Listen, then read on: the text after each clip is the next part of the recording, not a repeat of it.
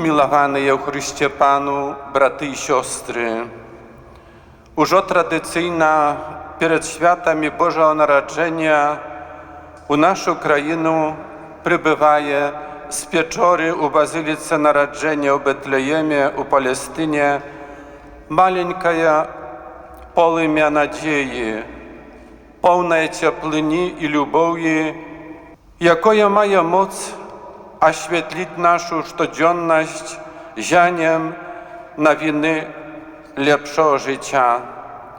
Cieszę się, że już szmat latów ten cudowny zwyczaj передачи огню існує і согреває наші серці. Він побуджає нас до віри, до моці, до любові, до несення миру. Betlejemski огонь миру кожен год несе odmietne послание.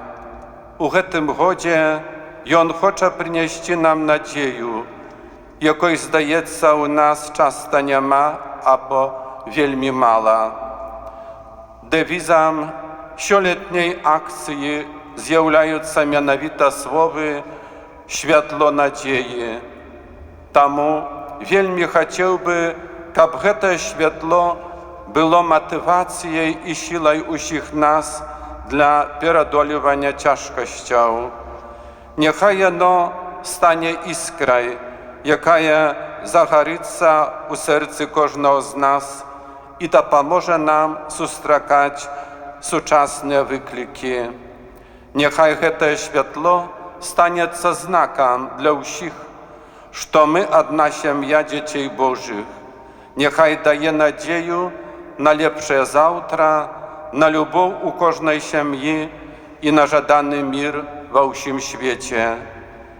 Дякую усім організаторам сьогоднішньої урочистості, кожному з вас, дорогі брати і сестри, які уже хутко сядете за вігілійний стол у зянні Бетлеємського огню, жадаю від усього серця веселих святів, щоб вони були справжньою зустрічею з Єсусом Христом, які приносять нам радость і надію.